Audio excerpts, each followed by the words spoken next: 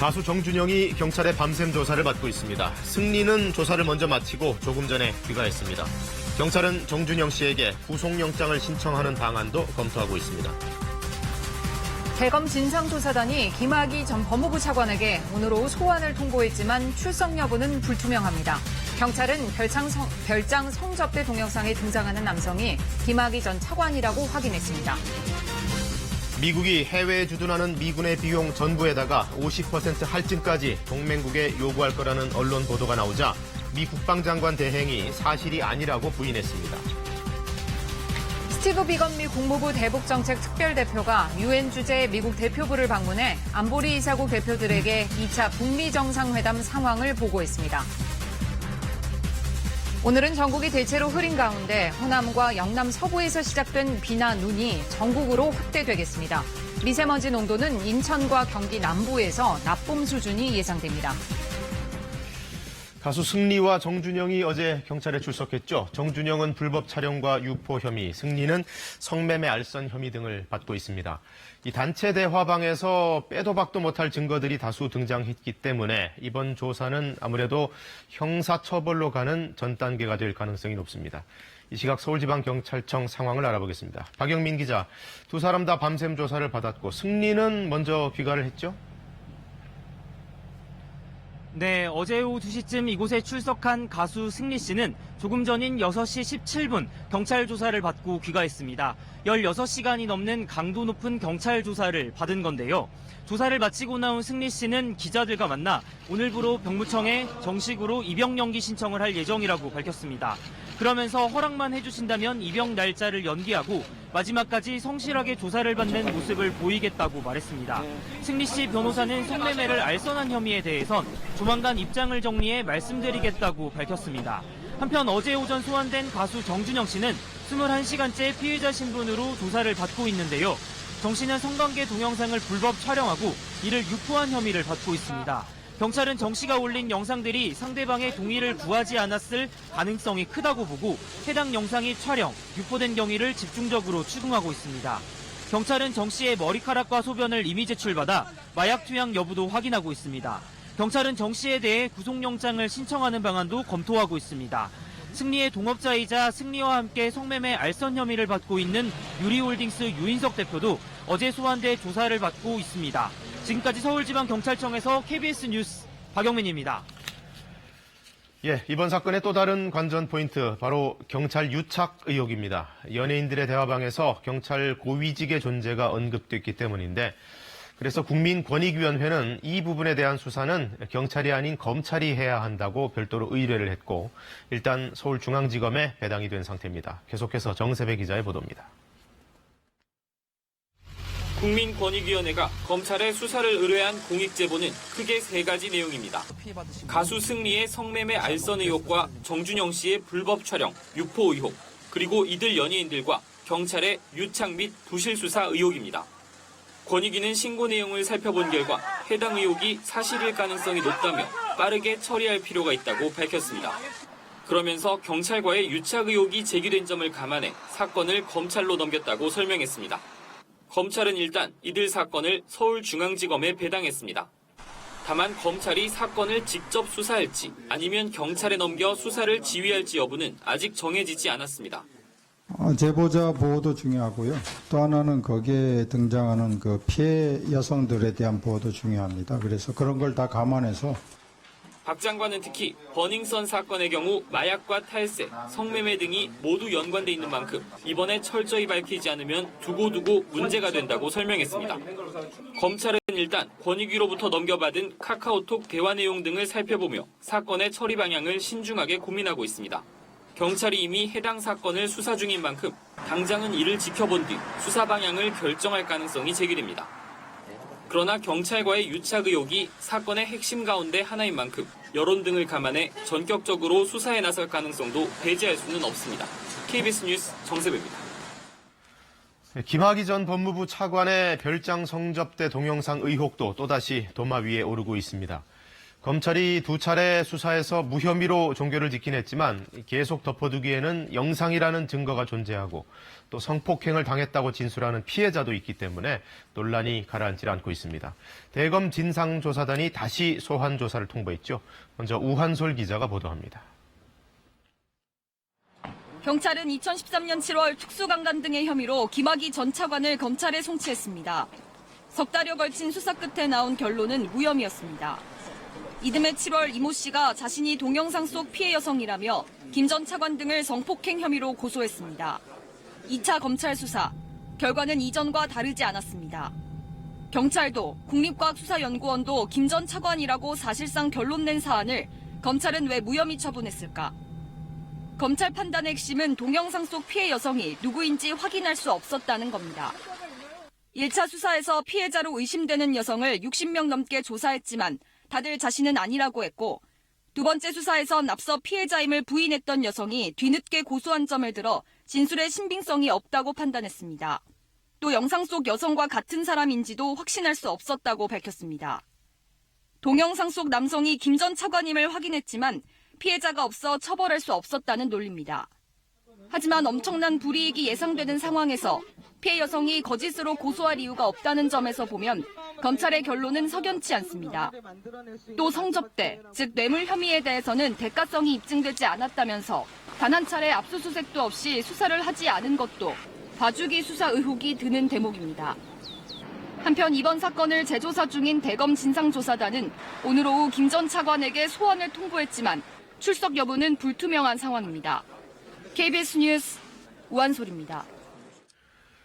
6년 전에 이 사건이 처음 불거졌을 때 최초로 내사를 했던 건 경찰입니다. 내사에 이어 공식 수사까지 했고 영상 속의 인물이 김학의 전 차관이 맞다 이렇게 결론을 내린 뒤 검찰에 송치했습니다.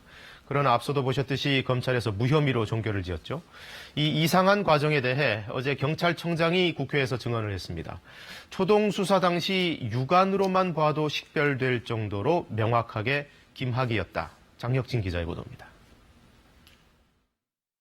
2013년 공개된 이른바 별장 성접대 영상. 영상 속 남성이 김학의 전 법무부 차관인지가 최대 관심사였습니다. 민감용 경찰청장은 어제 국회 상임위에 출석해 영상 속 인물이 김 전 차관이라고 확인했습니다. 육안으로도 식별 가능성도 명확하기 때문에 감정 의뢰 없이 이건 동일인이다라는 것으로 검찰에 송치했다고 합니다. 시중에 돌던 동영상은 원본을 휴대전화로 촬영한 영상.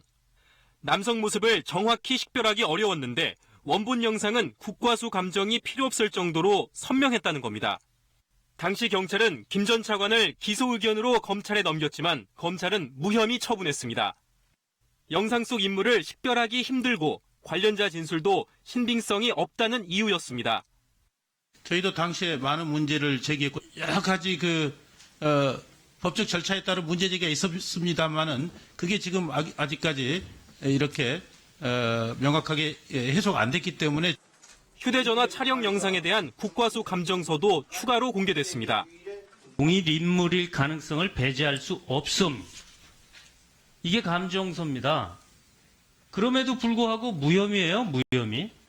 민 청장의 답변에 무혐의 결론 낸 당시 검찰 수사팀을 수사해야 한다는 의원들의 질타가 쏟아졌습니다.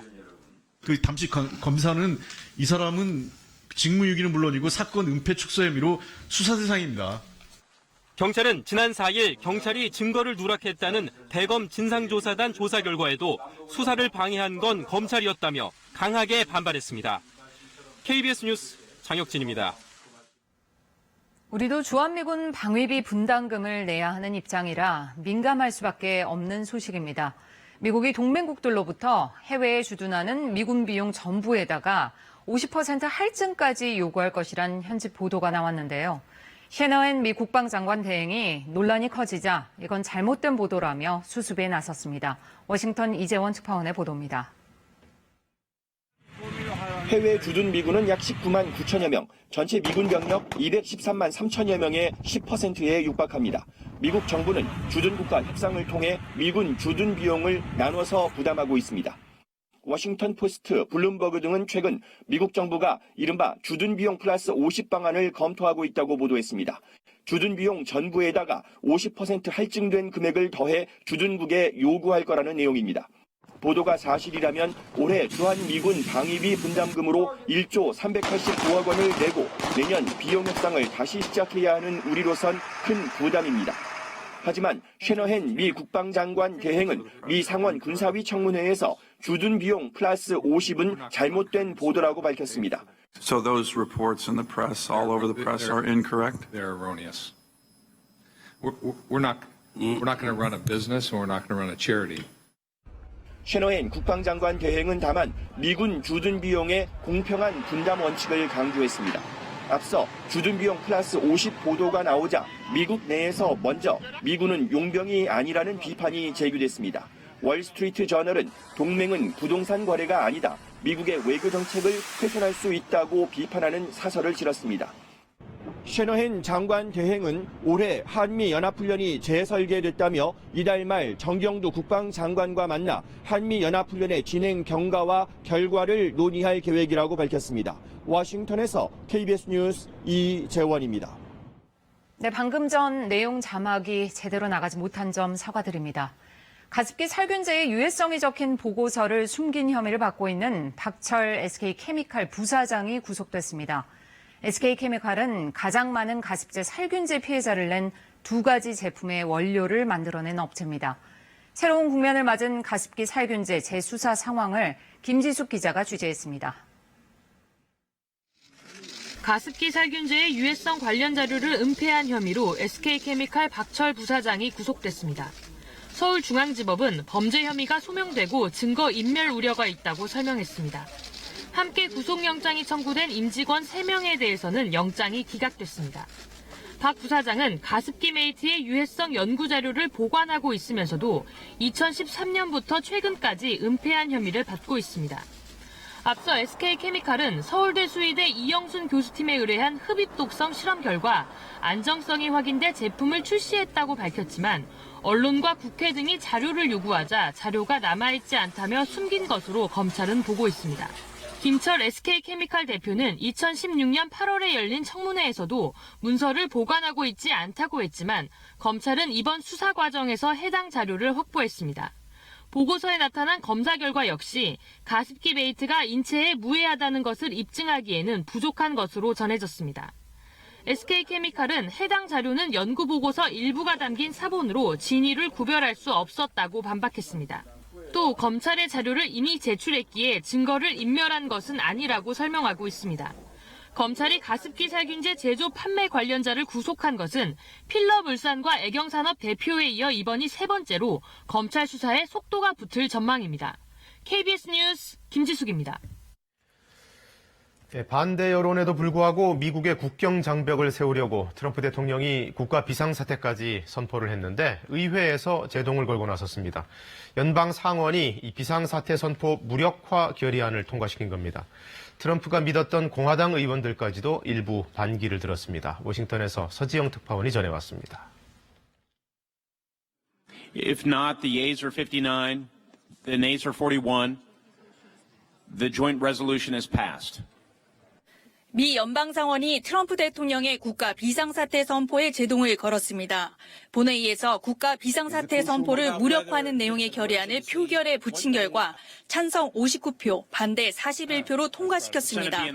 앞서 트럼프 대통령은 대표적인 공약인 멕시코 국경장벽 건설을 위한 예산 확보에 실패한 뒤 지난달 15일 국가 비상사태 선포로 승부수를 던졌습니다.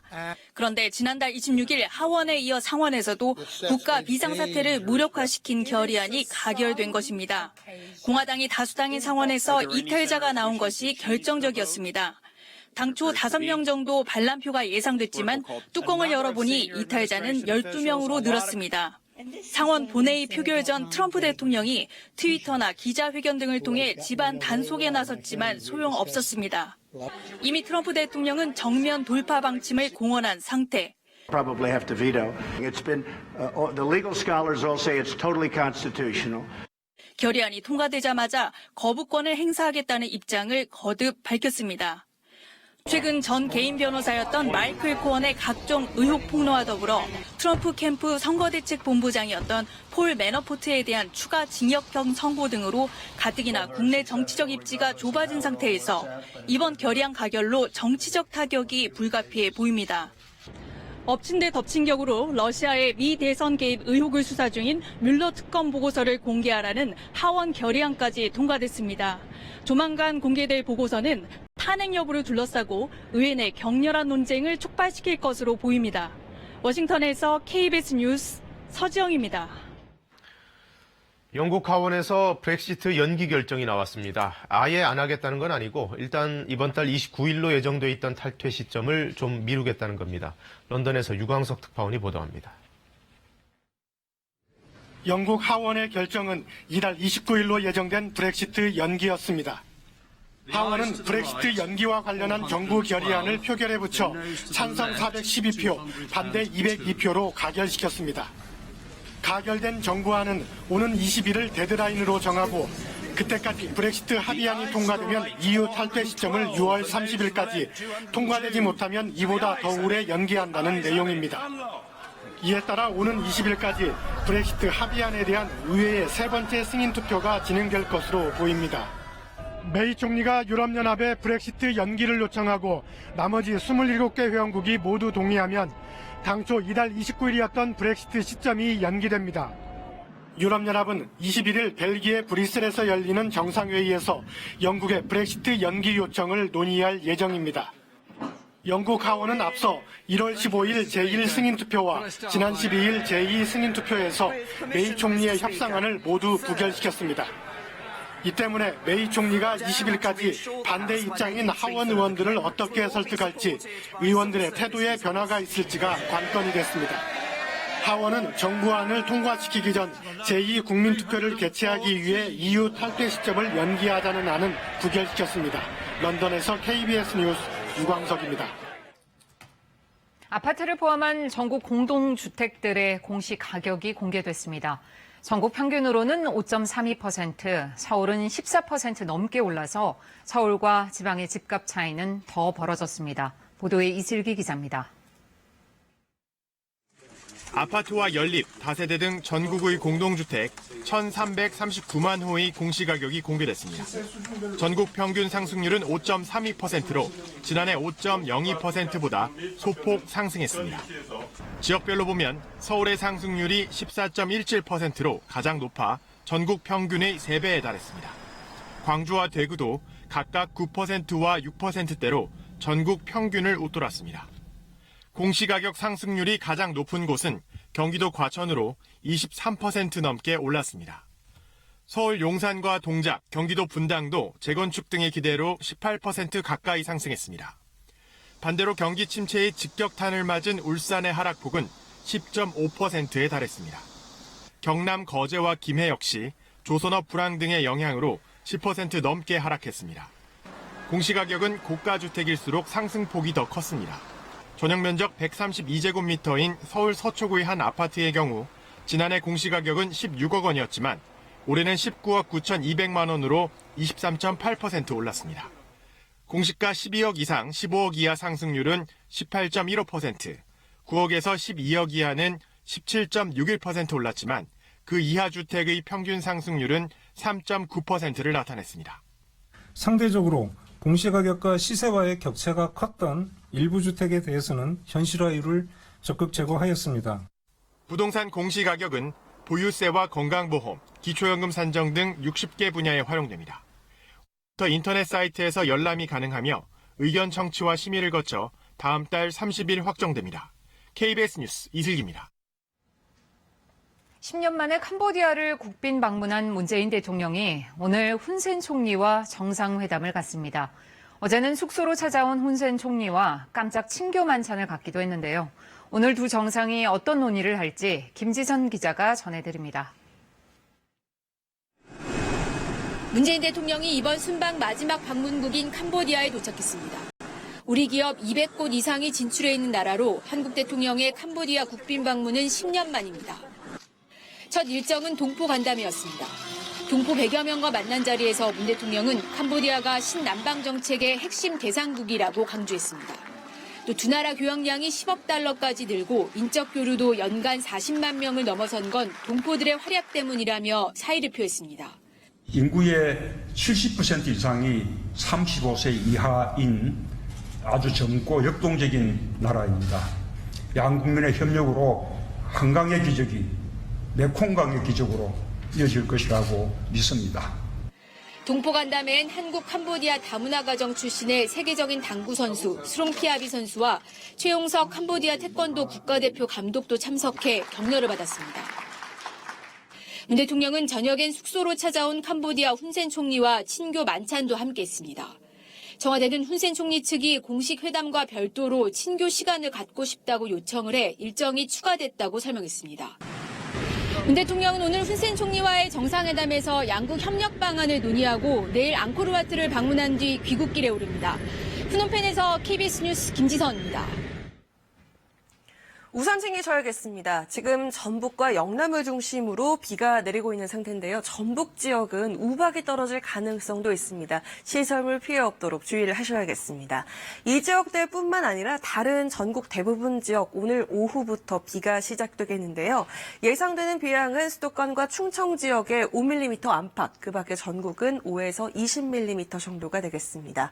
오늘 저녁부터는 기온이 낮아지면서 비가 눈으로 바뀌어서 내리겠습니다. 강원 산간 지역과 경북 북동 산간 지역은 3에서 8cm, 많게는 10cm 이상의 폭설이 예상되고요. 강원 영서 지역과 충북 북부, 영남 서부 내륙 지역, 전북은 1에서 5cm, 경기 동부와 충북 남부, 전남은 1cm 안팎이 되겠습니다. 미끄럼 사고 주의하셔야겠습니다.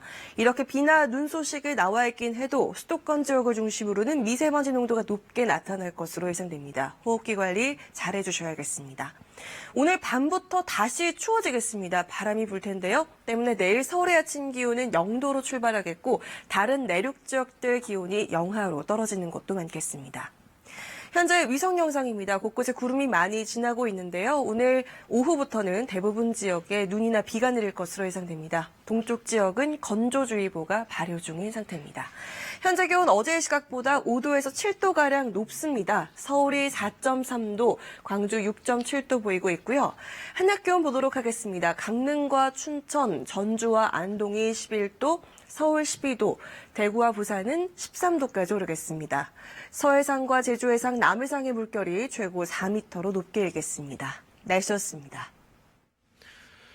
네, 문재인 정부 새롭게 입각을 앞두고 있는 장관 후보자들에 대해 저희 KBS에서 인사검증 보도를 이어가고 있습니다. 이번에는 진영 행안부 장관 후보자 순서인데요.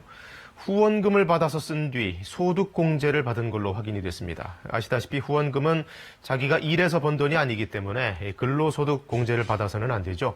진 후보자는 개각 직전에 환급금을 다시 반납했습니다. 탐사보도부 정수영 팀장의 보도입니다. 2014년 진영 행안부 장관 후보자는 새누리당 상임위원장 경선에 나섭니다. 기탁금으로 당에 500만 원을 냈는데 자신이 받은 후원금을 썼습니다. 그리고는 연말정산 때 기부금 공제를 신청해 75만 원을 돌려받았습니다. 그리고 정치 후원금, 즉 남의 돈으로 또 남한테 기부를 했다고 해서 그걸 자기 소득금에서 지출된 것이냐 세액 공제를 하는 것은 잘못됐죠.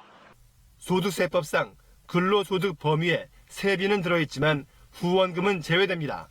그래서 정치자금법도 후원금을 기부할 경우 세금 감면을 금지하고 있습니다. 결국 진 후보자는 이번 개각 직전 부당 공제로 환급받은 세금과 가산세 등 144만 원을 뒤늦게 납부했습니다.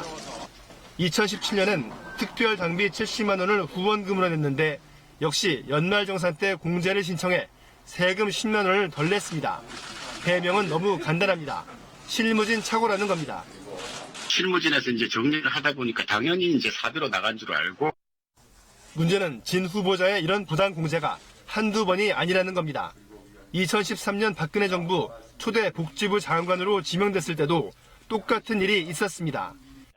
2008년 당대표 경선 당시 기탁금을 내면서 후원금으로 8천만 원을 충당했는데 공제 신청을 해서 1,000만 원을 돌려받은 게 드러난 겁니다.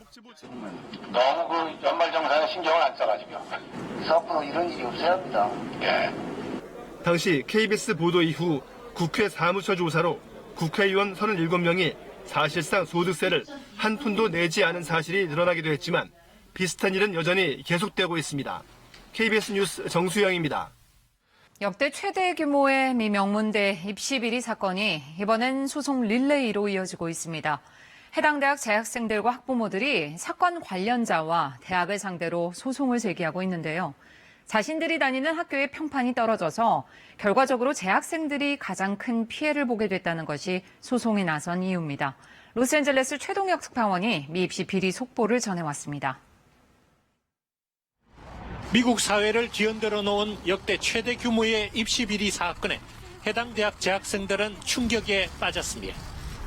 TV 연예인들과 기업체 CEO 등 부유층들이 그에게 뒷돈을 주고 자녀들을 체육 특기생으로 부정 입학시킨 데 대해 분노하고 있습니다. I think I'm supposed to feel more angry than I do, but I think I'm just tired. People work hard to get in here, sure, but I think also like there are a lot of factors at play. 불이 난 학생과 학부모들이 사건 관련자와 대학을 상대로 잇따라 소송을 제기하고 나섰습니다. 스탠퍼드대 학생 에리카 올센과 칼레아 우즈는 예일대와 서던 캘리포니아대 등 8개 대학을 상대로 57억여 원의 손해배상 소송을 냈습니다. 입학 절차의 신성함을 보장해야 하는 대학이 적절한 보안 조처를 하지 못하고 태만했다는 것이 소송 이유입니다. 이들은 또 뇌물을 줄 돈이 없는 부모 밑에서 공정한 절차에 따른 학생들은 입학이 거부됐다고 주장했습니다. I feel like it's a big disadvantage to a lot of the students who work really hard. I mean, these students, they're using money to bribe and to take advantage of people who work much harder. So I feel like I'm a little disgusted. 샌프란시스코에 사는 한 학부모도 이번 사건에 연루된 학부모와 입시 브로커, 대학 코치 등 45명을 상대로 570조 원의 손해배상 소송을 냈습니다. 이번 사건에 연루된 대학들은 혐의가 드러난 코치 등을 해고한 데 이어 부정입학 학생에 대해서도 조만간 조처를 할 방침입니다. 로스앤젤레스에서 KBS 뉴스 최동혁입니다. 미국 항공기 제조사 보잉이 추락 공포로 전 세계에서 잇따라 운항금지 조처가 내려진 737 맥스 기종 항공기의 항공사 인도를 중단했다고 로이터 통신이 보도했습니다. 보잉은 미국 연방항공청의 일시적 운항금지에 따라 시애틀 인근 공장에서 생산한 737 맥스 제트라이너를 고객에게 인도하지 않기로 했다고 말했습니다. 다만 보잉은 생산 공정은 그대로 유지하기로 한 것으로 전해졌습니다. 인도 서부 대도시 뭄바이에서 어제 오후 기차역 인근 육교가 무너져 4명이 숨지고 수십 명이 다쳤습니다. 현지 언론 보도에 따르면 뭄바이의 차트라파티 시바 지역 근처 육교가 어제 오후 7시 30분쯤 퇴근길 시민이 몰려들면서 갑자기 붕괴했습니다. 이 사고로 4명이 목숨을 잃었고 30여 명이 다쳤다고 구조당국은 밝혔습니다. 부상한 이들 대부분은 병원으로 실려갔지만 일부는 잔해에 깔린 것으로 알려졌습니다. 무너진 육교는 수리 중이었지만 보행자에게 개방된 상태였던 것으로 알려졌습니다. 한때 뉴욕은 물론 미국 전역의 뒷골목을 주름잡았던 범죄 조직 감비노 패밀리의 두목 프란체스코 켈리가 살해됐다고 미국 언론들이 보도했습니다. 뉴욕 경찰과 목격자 등에 따르면 켈리는 어젯밤 미 뉴욕 스태튼 아일랜드의 자택 앞에서 모두 6발의 총격을 받고 병원으로 옮겨졌으나 숨졌습니다. 미국에서 거물급 갱 두목이 피살된 것은 지난 1985년 이후 약 34년 만이라고 미국 언론들은 전했습니다. 지금 세계는입니다. 어제 저녁 퇴근 시간대 서울 지하철 7호선에서 탈선 사고가 있었죠. 복구는 일단 마무리가 됐고 오늘 아침에는 정상 운행되고 있습니다. 사고 원인을 규명하는 일이 남았습니다. 보도에 이유민 기자입니다. 캄캄한 터널 안, 열차가 문이 열린 채 멈춰서 있습니다. 잠시 뒤 소방대원들의 도움을 받아 승객들이 줄지어 대피합니다. 사고가 난 건 어제 저녁 7시 20분쯤 서울 지하철 7호선 수락산역에서 도봉산역으로 향하던 전동차가 탈선했습니다. 당시 전동차는 도봉산역 진입을 500m가량 앞두고 있었습니다. 이 사고로 70대 남성이 가슴 통증을 호소해 병원으로 옮겨졌습니다. 사고가 난 지 30여 분 만에 시민 290여 명이 이곳 터널 대피로를 통해 빠져나왔습니다. 하지만 수락산역에서 장암역까지 상행선 3개 구간에서 전동차 운행이 전면 중단됐고 사고 여파로 나머지 구간도 서행 운행돼 이용객들이 큰 불편을 겪었습니다. 역 주변도 버스를 기다리는 시민들로 북적였습니다. 학교 끝나고 하교하려고 지하철 타려고 하는데 탈선 사고 때문에 지금 여기서 가만히 20분 넘게 기다려서 조금 당황스럽고. 서울교통공사는 8량 열차 가운데 두 번째 객차 앞바퀴가 선로를 벗어나면서 사고가 난 것으로 보고 오늘 전문가들과 함께 정확한 사고 원인을 조사하기로 했습니다. 금속 피로도 있을 수 있는데 다행히 부러지거나 그런 건 아직 발견하지 못했습니다. 온전한 상태에서 바퀴만 떨어져 있는 걸로 지금 이렇게 보고 있습니다.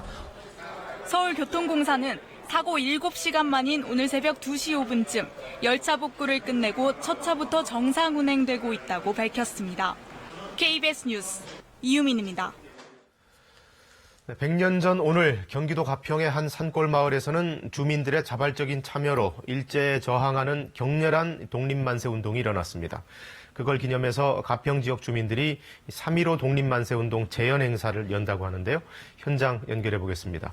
김유대 기자, 아직 시작한 건 아니고 행사 준비 중인 거죠? 네, 저는 지금 경기도 가평군청 특설무대 앞에 나와 있습니다. 여기서 오늘 이 지역 주민들이 3.15 독립만세운동을 재연하게 되는데요. 지난 3월 1일 100주년을 맞이한 3.1절 독립만세운동이 전국 곳곳에서 열렸었죠. 100년 전 오늘인 3월 15일 이곳 가평에선 산골마을 주민들이 중심이 돼 자발적인 독립만세운동이 일어났고 이를 기리기 위해 3.15 독립만세운동으로 불러왔습니다. 마을 주민들이 태극기 1,800여 개를 손으로 직접 만들고 일제의 감시를 피해 각 가정을 돌아다니며 만세운동 날짜를 알렸다고 하는데요. 당시 가평 지역 3,500명 정도가 만세운동에 참여했고 28명이 붙잡혀 서울 서대문 형무소로 수감이 됐습니다. 재연 행사는 잠시 뒤 오전 8시부터 만세운동의 출발점이 된 마을에서부터 시작됩니다. 태극기를 든 만세운동 행진대열이 국내 곳곳에서 출발해 600여 명이 이곳 가평군청으로 모이게 되는데요.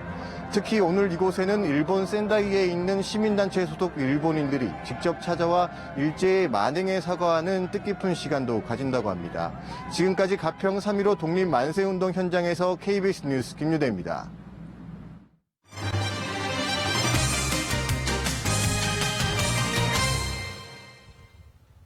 국공립 어린이집은 민간 어린이집보다 부모들의 신뢰와 만족도가 높습니다. 하지만 유독 서울 지역의 부모들은 국공립 어린이집에 불만이 적지 않은데요. 서울시가 통학 차량을 금지한 탓입니다. 어찌된 사정인지 박찬 기자가 취재했습니다. 지난해 가까운 국공립 어린이집에 딸을 맡겼던 이 부부는 최근 난감해졌습니다. 통학 차량을 운행하던 어린이집이 이달 들어 갑자기 차량 운행을 중단한 탓입니다. 차량으로 거의 한 6, 7분 정도 가야 되니까 그 두 분은 아니야. 자가용이 없는 이상은 중간에 엄두를 못 내는 곳인데 결국 딸을 어린이집에 보내는 걸 포기할 수밖에 없었습니다. 이 어린이집도 올 들어 통학차를 없앴습니다. 민간이던 지난해까지는 통학 차량을 운행했지만 올해 국공립으로 운영 형태를 바꾸면서 차를 없앴습니다. 국공립 어린이집은 차량 운행이 원칙 차량 운행을 꼭 하시는 분들은 미리 이제 전환 조치를 할 수 있게끔 저희가 설명을 드렸고 서울시는 자체 지침으로 국공립 어린이집의 통학 차량 운행을 금지하고 있습니다. 국공립 어린이집은 가정에서 오가기 쉬워 굳이 차량 운행이 필요 없다는 이유에서입니다. 설치 원칙이 걸어서 10분 이내 지역사회에서 이용할 수 있는 환경이 되도록 하는 것이거든요. 걸어서 이용하는데 큰 불편이 없는 것으로 지금 파악을 하고 있고 뚜렷한 불편이 있을 때에는 통학 차량 운행을 할 수 있게 예외 조항을 뒀다고 해명합니다. 하지만 선정 과정이 까다롭습니다. 서울 지역 국공립 어린이집 1,400여 곳 중 차량을 운행하는 곳은 50곳에도 못 미칩니다. 부모들은 국공립 어린이집 상당수가 여전히 걸어다니기 어려운 거리에 있다고 항변합니다. 지금은 그렇게 확충해가는 과정에서 당장 1년에 10개씩 만들 거 아니고 한 집 걸로 어린이집이 있는 것도 아닌데 어린이집 통학 차량 운행을 금지하는 지방자치단체는 전국에서 서울시가 유일합니다. KBS 뉴스 박찬입니다. 택시업계와 카카오가 카풀 합의안을 내놓은 지 일주일이 지났는데요. 이 합의안에 중소 카풀 업체들은 거세게 반발하고 있습니다. 카카오를 제외한 업체들은 24시간 서비스를 강행하면서 재논의를 위한 공동 대응에 나서기로 했습니다. 정하연 기자가 보도합니다. 24시간 승차에 앱으로 예약이 가능한 카풀 서비스입니다. 저렴한 요금과 심야 시간대 서비스 등으로 영업 개시 하루 만에 운전자와 이용자 6,000명이 가입했습니다. 반갑습니다. 차량 배정도 빠르고 여성 드라이버가 배정이 되더라고요. 그런 점에서 조금 안심하고 탈 수 있는 것 같아서. 자가용 카풀을 출퇴근 각각 2시간씩만으로 제한한 대타협의 합의안을 정면으로 부정하는 영업 형태입니다. 최근 유연 근무제 확산으로 출퇴근 시간을 획일화할 수 없다는 겁니다. 많은 이용자들이 다양한 출퇴근 시간대에 자신에 맞는 출퇴근 시간대에 이용하실 수 있는 그런 서비스를 만들고자 합니다. 논란을 피하기 위해 아예 요금 대신 이용자가 정한 팁만 받는 무상 카풀도 등장했습니다. 이처럼 카풀 합의안에 반기를 든 서비스들이 속속 나오고 있습니다. 카카오를 제외한 중소 카풀 업체들은 현실성이 떨어지는 카풀 시간 제한은 신규 업체의 시장 진입을 막기 위한 대기업과 기득권끼리의 짬짬이라고 주장합니다. 사실상 사업성이 없는 형태로 시간을 제한하는 법을 도입함으로써 이것을 이제 더 이상 투자하기가 어렵게 만드는 거죠. 중소 카풀 업체들은 협의 전면 무효화를 선언하는 공동 입장문을 낸 데 이어 공정거래위원회 제소 등 법적 대응도 나설 방침입니다. 사회적 대타협 취지가 무색하게도 또 다른 반발과 혼란은 사그라지지 않을 것으로 보입니다. KBS 뉴스 정하연입니다. 미국 일부와 캐나다 등 북미 지역에서 대마가 합법화되면서 최근 국내로 몰래 반입되는 대마류 제품이 크게 늘었습니다. 여행객이나 유학생들이 호기심이나 선물로 구매했다가 마약 사범으로 적발돼 검찰 수사를 받을 수도 있습니다. 박재우 기자입니다. 미국에서 전자담배처럼 쉽게 구할 수 있는 대마 카트리지입니다. 지난해 캘리포니아 등 미국 10여 개 주에 이어 캐나다 전역에서 합법화됐습니다. 때문에 관광객이나 유학생들을 통해 빠르게 국내로 반입되고 있습니다. 대마 카트리지의 경우 지난해 1년 동안에 적발한 실적 대비 약 2배 이상 적발이 되고 있습니다. 대마를 넣은 제품은 젤리와 초콜릿, 쿠키 등 다양합니다. 인천 본부세관이 지난해 북미 지역에서 들여오다 적발한 대마 관련 제품은 모두 242건에 28kg으로 시가 7억 원어치가 넘습니다. 1년 전에 비해 무려 3배 이상 크게 늘었습니다. 때문에 해외 직구 특성과 우편물까지 강력한 단속에 나섰습니다. 마약 탐지견이나 그러면 엑스레이기 또한 여러 가지 정보 분석 기법을 통해서 우리가 국경에서의 단속을 철저히 기하고 있습니다. 관세청과 검찰은 단순한 호기심이나 선물용으로 대마 제품을 반입하더라도 최고 5년 이상의 징역형을 받는 등 낭패를 볼 수 있다고 경고합니다. 특히 외국 국적을 가진 해외 동포라 하더라도 대마류 제품을 가지고 입국하다 적발될 경우 내국인과 똑같은 처벌을 받고 강제 출국이나 입국 금지 처분을 받을 수 있습니다. 관세청은 또 대마 제품 판매 사이트 20여 개를 차단하는 등 불법 해외 직구 단속도 강화하고 있습니다. KBS 뉴스 박재우입니다. 100개가 넘는 국내 방송 채널의 방송을 불법 복제하고 이를 해외 교민들에게 송출해 수익을 챙기는 일당이 경찰에 붙잡혔습니다. 방송사와 저작권 계약을 맺지 않은 상태에서 무단 송출한 건데 이들이 챙긴 수익만 수십억 원인 것으로 드러났습니다. 이수민 기자의 보도입니다. 경기도 안산의 한 사무실. 셋톱박스와 방송 송출 장비가 한쪽 벽을 가득 채웠습니다. 실시간으로 국내 방송 채널의 방송을 복제해 해외로 보낼 수 있는 장비들입니다. 저작권법 위반이라고 케이블 TV 복사해서 보낸다고 저희들이 압수수색 나왔어요. 이런 장비를 이용해 교민들에게 방송을 불법 송출한 업자들이 경찰에 붙잡혔습니다. 이들은 지상파를 비롯해 채널당 1개씩 모두 100여 개의 셋톱박스를 두고 변환 장치를 통해 신호를 파일 형태로 바꾼 뒤 실시간으로 해외 가입자들에게 보냈습니다. 경찰 조사 결과 이들은 저작권 계약 없이 100여 개의 채널을 복제해 해외로 송출한 것으로 드러났습니다. 중국과 일본, 동남아 등 방송이 송출된 국가의 가입자는 파악된 것만 2만여 명입니다. 이들은 가입자들로부터 월 2, 3만 원씩 이용료를 받아 지난 6년간 60억 원의 부당이득을 챙긴 것으로 경찰은 보고 있습니다. 저희가 단속한 사업체 말고도 다른 사업체들도 있는 것으로 봐서 보이지 않게 이루어지고 있었던 것으로 파악되고 있습니다. 경찰은 국내 총책 2명을 저작권법 위반 혐의로 구속하고 수사를 확대하고 있습니다. 경찰은 해외 교민들을 상대로 불법 채널 가입자를 모집한 업체 직원 8명도 쫓고 있습니다. KBS 뉴스 이수민입니다. 이 시각 현재 출근길 교통 상황 알아보겠습니다. 서울경찰청입니다. 안녕하십니까. 금요일 아침 교통정보입니다. 기온이 점차 오르면서 따뜻한 주말이 될 것 같은데요. 이번 주말 국제 마라톤 대회 등 문화체육 행사로 교통 통제되는 곳이 있습니다. 미리 통제 정보 확인하시고 이동하시는 게 좋을 것 같습니다. 서울 외곽순환도로 남양주에서 토평나들목 짧은 정체 외에는 큰 어려움 없는 편이며 증산로 월드컵 터널 방향으로 상암 사거리 부근 신호대기 행렬 길어지는 모습입니다. 반포대로 서울 성모병원 사거리 부근 양방향 이따금씩 서행이 있지만 지나기 어렵지 않습니다. 이어서 교통통제 및 혼잡 예상 정보입니다. 여의도 산업은행 측면 노상에서 오늘 오후 3시부터 저녁 6시 30분까지 대규모 집회 및 행진으로 주변 혼잡이 예상되며 일요일인 모레 3만 명 이상이 참가하는 대규모 마라톤 대회가 진행될 예정인데요. 출발 지점인 광화문 광장에서 잠실 종합운동장 방향으로 오전 7시 50분부터 오후 1시 35분까지 진행 방향 전차로가 순차적 탄력적으로 통제될 예정입니다. 교통정보였습니다.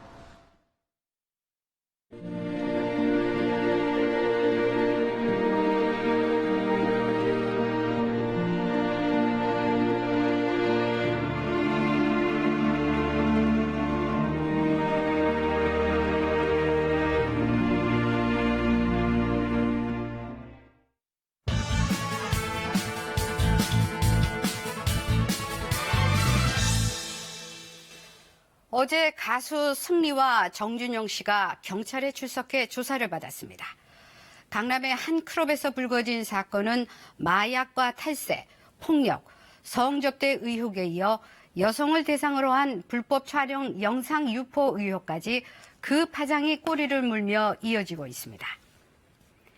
사건 초기 부실 수사 논란에다 경찰의 비호나 유착 의혹도 갈수록 증폭되면서 경찰은 이번 수사에 사활을 건 분위기입니다. 정준영 씨 등의 휴대전화 단체 대화방에 대한 제보를 조사해온 국민권익위원회는 경찰이 아닌 검찰에 수사를 의뢰했습니다.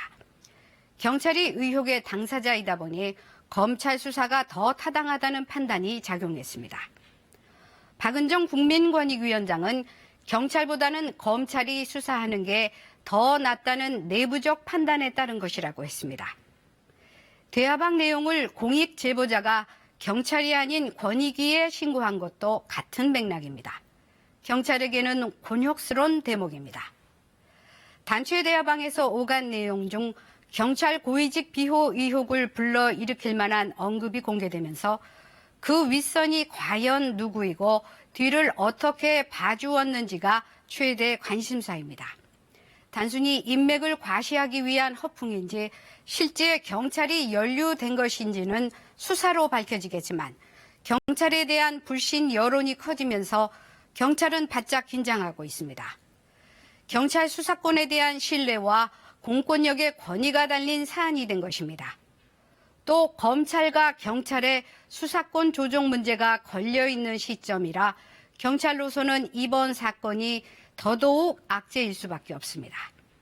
그래서 경찰청장이 명운을 걸겠다고 할 만큼 경찰의 위기감은 큽니다.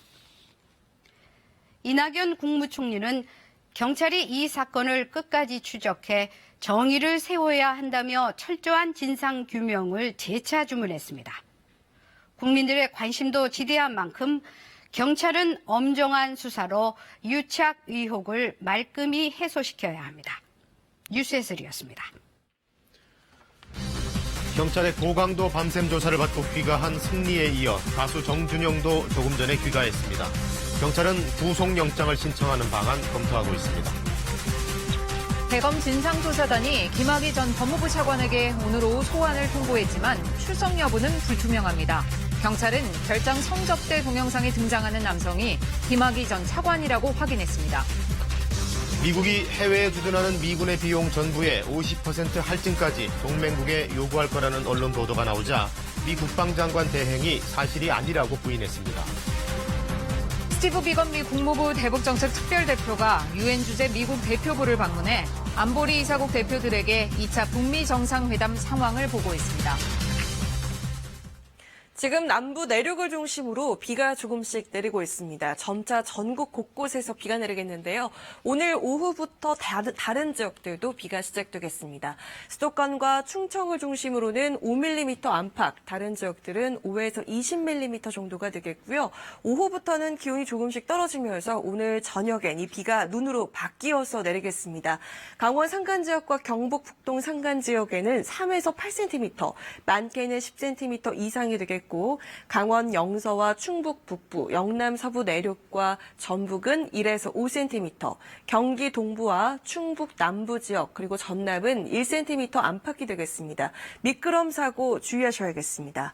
이렇게 눈과 비가 내리더라도 수도권 지역은 미세먼지 농도 최고 나쁨 수준 예상되는 만큼 호흡기 관리 잘해주셔야겠습니다. 날씨였습니다. 네, 금요일에 전해드린 뉴스광장 여기서 마치겠습니다. 시청해주신 여러분 고맙습니다.